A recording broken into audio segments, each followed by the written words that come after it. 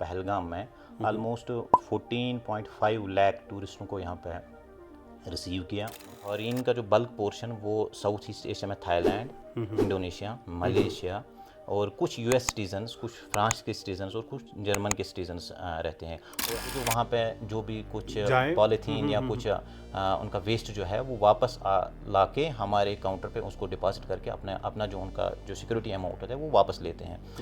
हमारे alpine lakes जो या हाई एल्टीट्यूड ये जो मेडोज हैं बिल्कुल। उसको साफ रखने की बहुत अशद ज़रूरत है अभी।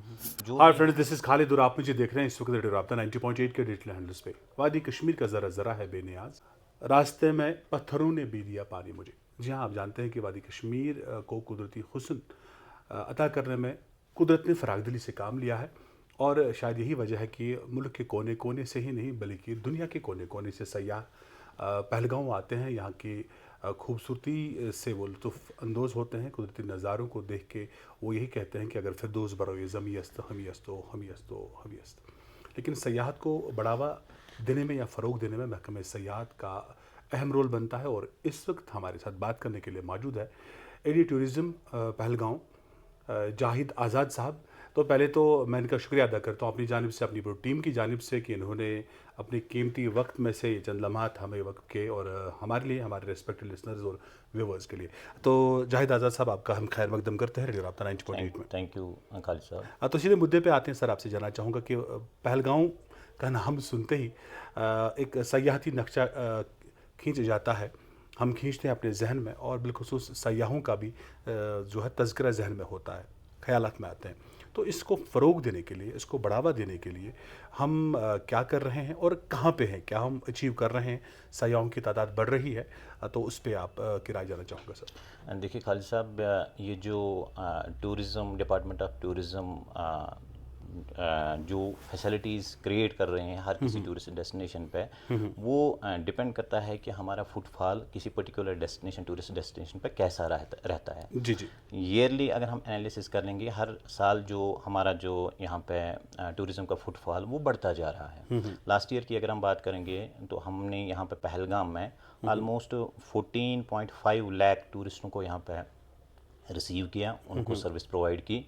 और इस बार का अगर हम इस फाइनेंशियल ईयर की बात करेंगे तो इन 6 महीनों में या सात महीनों में हमने जो अचीव किया, जो प्रोग्रेस अचीव की कि टूरिज़्म का फुटफॉल कितना आ गया यहाँ पे, जी वो जी। ऑलमोस्ट 7 लाख हमने कैटर किए यहाँ पे। टूरिज़्म डिपार्टमेंट का यही रोल रहता है कि जो भी टूरिस्ट यहाँ पे किसी भी पर्टिकुलर टूरिस्ट डेस्टिनेशन पे विज़िट करें, वो क्या परसेप्शन लेके यहाँ से वापस जा रहे हैं। बिल्कुल।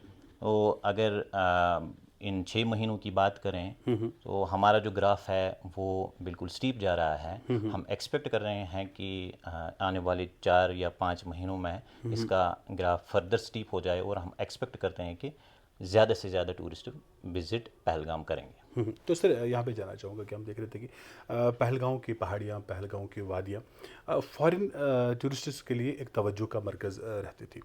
तो फॉरेन टूरिस्ट्स को कैच करने के लिए या उनको अट्रैक्ट करने के लिए क्या कोई ऐसी पॉलिसी आपने मुरतब की है? क्या वो आ रहे हैं, अब आना शुरू हुए हैं? तो उस पे जानना चाहूँगा। देखिए, अभी तक इन 6 महीनों या 7 महीनों में जो हमारा फॉरेन का जो फुटफॉल है, टूरिज़्म का फॉरेन टूरिस्ट का फुटफॉल है, वो 8,800 हमने कैटर किए अभी तक। मेजर जो रीजन रहता है इसमें, वो हम साउथ ईस्ट एशिया के जो ये जो फॉरेन टूरिस्ट्स हैं वो जी जी। ज़्यादा से ज़्यादा यहाँ पे ट्रैकिंग के लिए आते हैं या कोई भी यहाँ पे उनकी कुछ छुट्टियाँ वुट्टियाँ रहते हैं, वो यहाँ पे वो डेज स्पेंड करते हैं। हमारा जो बल्क फॉरेन का जो बल्क पोर्शन वो साउथ ईस्ट एशिया में थाईलैंड, इंडोनेशिया, मलेशिया और कुछ यूएस सिटीजन्स, कुछ फ्रांस के सिटीजन्स और कुछ जर्मन के सिटीजन्स रहते हैं। और अब हम पॉलिसी लेवल पे इसको थोड़ा सा डॉक्यूमेंट करने की कोशिश करेंगे कि जो बाकी रीजन्स हैं लाइक यूरोपियन नेशंस जो हैं, उनकी पॉलिसी में क्या फैक्टर है कि हम उन टूरिस्टों को यहाँ पे कैटर नहीं कर पा रहे हैं। उसमें कुछ पोर्शन ऑलमोस्ट 1% और 2% उनका जो रश रहता है वो विज़िट करते हैं इंडिया, और इंडिया में इसमें 0.07 पोर्शन हमारे यहाँ पे कश्मीर में उनका यूरोपियन नेशंस का टूरिस्ट हमारे यहाँ पे आते हैं। हमारी पॉलिसी लेवल पे हम इस पर वर्कआउट करते हैं कि हमारी जो टूरिज़्म पॉलिसी और उनकी टूरिज़्म पॉलिसी में क्या कंपैरेटिवली क्या ऐसा कुछ कौन सा फैक्टर है जिसकी वजह से हम उनको कैटर नहीं कर पा रहे हैं। और अगर हम देखें ये स्टेट लेवल पे या हमारे कंट्री के लेवल पे डोमेस्टिक टूरिस्ट जो हम यहाँ पे कैटर कर रहे हैं वो मेजरली हम साउथ के जो स्टेट्स हैं वो कैटर कर रहे हैं। नॉर्थ का जो रीजन है वो अभी उतना बैलेंस्ड नहीं है। उनकी स्टेट पॉलिसी ऑफ टूरिज़्म क्या है और हमारी स्टेट पॉलिसी ऑफ टूरिज़्म कैसी जानी चाहिए कि हम उस रीजन और उस पर्टिकुलर एरिया को उसको भी कैटर करें, वो हम उस पर वर्कआउट कर रहे हैं। हमारा डायरेक्टरेट फुल फ्लेजेड ये जो टूरिज़्म पॉलिसी है उस पर वर्कआउट कर रहे हैं, एनालिसिस कर रहे हैं और वो सॉफ्ट कॉर्नर या वो कोई कंपैरेटिव एज हमें ज़रूर देना है जिसकी वजह से जो अभी नहीं आए हैं, अभी उनको भी नहीं लाएं आए हम। हैं उनको भी हम यहाँ पे कैटर बिल्कुल। करें। तो यहाँ पे जाना चाहूँगा, हमने देखा कि कुछ सालों से और जो बॉलीवुड के जो टीमें हैं, जो क्रीव्स है, वो यहाँ पे आते हैं, शूट करते हैं। तो क्या इस साल भी मतलब हम ये उम्मीद रखें कि आएंगे, ताकि उनका यहाँ पे आना न सिर्फ रोज़गार के मौके फराहम करता है, बल्कि कहीं ना कहीं पे एक पॉजिटिव मैसेज भी जाती है। तो उस सिलसिले में आपके महकमे की जानिब से कोई पॉलिसी बनाई गई है ताकि हम बॉलीवुड को यहाँ पे मज़ीद फैसिलिटेट करें और वो यहाँ पे आए और फिल्मों की शूटिंग होती रहे? देखिए खालिद साहब, ये जो बॉलीवुड का है वो एक स्पेसिफिक डोमेन रहता है हमारे अपने अपने डिपार्टमेंट के लेवल पे। उनको उनकी पब्लिसिटी कैसे जाएगी, उनका यहाँ पे इनविटेशंस कैसे जाएंगे, उनको यहाँ पे जो सर्विस प्रोवाइड करनी है वो कैसे जाएगी, वो एक हमारा प्रायोरिटी भी है। और हमारे हमारे डायरेक्टरेट में एक स्पेसिफिक डोमेन भी रहता है। उस पे हम हर मंथली बेसिस पे रिव्यू भी करते हैं और उस पे अभी हमने तकरीबन 2 या 4 ऐसे कुछ जो शूटिंग्स हमने यहाँ पे करवाए हैं, यहाँ पे भी करवाए हैं, कुछ गुलमर्ग में भी करवाए हैं। और हम एक्सपेक्ट कर रहे हैं कि इसका भी जो बॉलीवुड का जो सेक्शन है, बॉलीवुड का जो स्पेसिफिक सेक्टर है हमारा, वो भी उम्मीद करते हैं कि वो भी आएँ और वो भी इसमें हमारा एडिड एडवांटेज रहेगा। यहाँ पे जब पहलगाम को देखते हैं तो एक जो वादियाँ जहन में आती है, जंगलात, सरसब्ज़ जंगलात जहन में आते हैं, और आलूदगी से पाक रखने के लिए पहलगाम को, और तभी तो जाके सयाह आएंगे और जो टूरिस्ट फ्लो है वो बढ़ जाएगा। तो इस सिलसिले में आपकी जानिब से क्या क्या इकदाम उठाए गए हैं, और आम लोगों का, चाहे वो सयाह फॉरेनर हो या लोकल हो, तो उनका ताउन कैसा रहता है आपके साथ? ये जो पहलगाम एक ऐसा डेस्टिनेशन है जहाँ पे सैनिटेशन हमेशा प्रायोरिटी रहती है। सैनिटेशन, अगर हम टाउन की बात करेंगे, सैनिटेशन तो हमारी म्यूनसिपैलिटी देख रही है, पीडीए भी देख रहा है।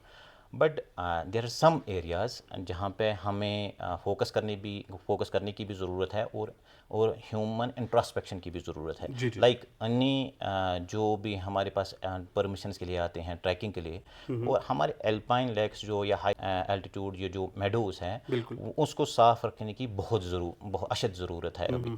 जो भी हमारे पास आते हैं, नो डाउट हम उनको परमिशन देते हैं, लेकिन हम उनकी सिक्योरिटी डिपॉजिट्स भी रखते हैं यहाँ पे, ताकि वो जो वहाँ पे जो भी कुछ पॉलीथीन या कुछ उनका वेस्ट जो है वो वापस लाके हमारे काउंटर पे उसको डिपॉजिट करके अपना जो उनका जो सिक्योरिटी अमाउंट होता है वो वापस लेते हैं। इसमें मैंने रिसेंटली मैंने एक परमिशन इशू किया था, तो उसमें फॉरेनर्स आए थे। जी जी। उनका 2 यूएस सिटीजन्स थे, उनकी जो सिविक सेंस हैं वो इस लेवल तक थी कि उनके बैग में वो जो वेस्ट डिकम्पोजिशन केमिकल भी साथ था।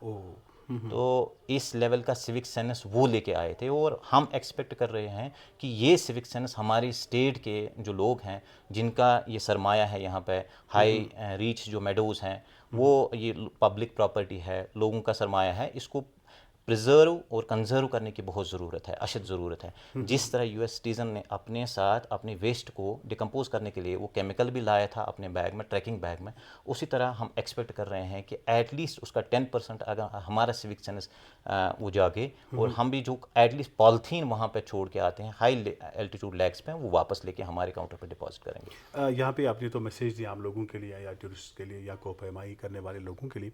मैं आपसे ये मैसेज लेना चाहूँगा उन लोगों से, आप क्या कहेंगे जो डायरेक्ट जुड़े हैं टूरिज़्म सेक्टर से, जो इससे रोज़गार कमाते हैं, चाहे फिर वो पहलगाम के लोकल हो या अनंतनाग ज़िले से ताल्लुक़ रखने वाले लोग। क्योंकि कई बार ये भी हुआ कि जब हमने टूरिस्ट से इंटरेक्शन की, तलख तजुर्बा लेके जाते हैं वो, उनके पास बेटर एक्सपीरियंस होती है कि कहीं पे महंगे दामों पे कोई चीज़ मिली उनके लिए, ताकि हर कोई शख्स ब्रांड एम्बेसडर होता है टूरिज़्म को फ़रोग देने के लिए। तो उनके लिए आपकी मैसेज क्या रहेगी? मेन स्टेक होल्डर जो हमारा यहाँ टूरिज़्म का रहता है वो टूरिस्ट रहता है। वो किस परसेप्शन से, किस फीडबैक से यहाँ से निकल जाता है, उसके रैमिफिकेशंस और मल्टीपल कॉन्सिक्वेंसेस होते हैं बाहर। अगर हमने अभी तक 7 लाख टूरिस्टों को यहाँ पे कैटर किया है, ये 7 लाख फीडबैक्स हैं जो कि जाते हैं हमारे स्टेट से, हमारे पहलगाम से बाहर। अगर हम नेगेटिव फीडबैक देंगे तो इसके जो नेगेटिव कॉन्सिक्वेंसेस हमारी इंडस्ट्री पे भी आएगा। तो मेरी मैसेज यही रहेगी कि जो एंसेलरी या डायरेक्ट स्टेक होल्डर्स है इसमें, चाहे वो पौनी सर्विस प्रोवाइडर है, चाहे वो ये होटेलियर हो, चाहे भी कोई भी सर्विस प्रोवाइड करता हो, राफ्टिंग हो, जो भी सर्विस प्रोवाइड करता है, कि ये एक एसेट होता है, इन्वेस्टमेंट होती है उनकी, कि अगर वो अच्छा सलूक करें, अच्छा उनको सर्विस रीजनेबल प्राइसेस पे, जो भी गवर्नमेंट ने एक सर्विस की जो प्राइसिंग है वो नोटिफाई करी है, उसी बेसिस पे उनको सर्विस मैसर किया जाए और उनको ब्लैकमेल करने की कोशिश कभी नहीं करना। एक बार वो ब्लैकमेल करेंगे, उसके नेगेटिव रैमिफिकेशन, नेगेटिव इम्प्लीफिकेशन उसको उधर ही मिलेंगे। ताकि अगर टूरिज़्म का फुटफॉल बढ़े उसमें हमारी इंडस्ट्री की ग्रोथ हो जाएगी और हमारे मेन डायरेक्ट या इनडायरेक्ट स्टेक होल्डर्स हैं उनकी भी ग्रोथ है। सयाहती सीज़न को या सयाहती शोबे को बढ़ावा देना न सिर्फ महकमे सयाहत का फ़र्ज़ है, बल्कि उन लोगों का भी है जो लोग इससे जुड़े हुए हैं। और कोह पायमाई करने वाले लोगों से महकमे की यही रिक्वेस्ट है, यही एडवाइस है कि वो जब हाई एल्टीट्यूड पे जाते हैं, कोह पायमाई करने के लिए जाते हैं, तो वहाँ पे वो सफाई का ख्याल रखें। ऐसा ना हो कि हमारे जो वसाइल हैं, हमारा जो सरमाया है, हमारा जो असासा है, ये आलूदगी की नज़र हो जाए। इन ख्यालात का इज़हार कर रहे थे एडी टूरिज़्म पहलगाम जाहिद आज़ाद साहब। तो आपका बहुत बहुत शुक्रिया। मैं आपका शुक्रिया अपनी जानिब से करता हूँ, अपनी पूरी टीम और मैनेजमेंट की जानिब से आपका बहुत बहुत शुक्रिया। इसी वादे के साथ कि फिर होगी आपके साथ मुलाकात। Thank you. देखते रहिए, सुनते रहिए रेडियो राब्ता 90.8, दिल से दिल तक।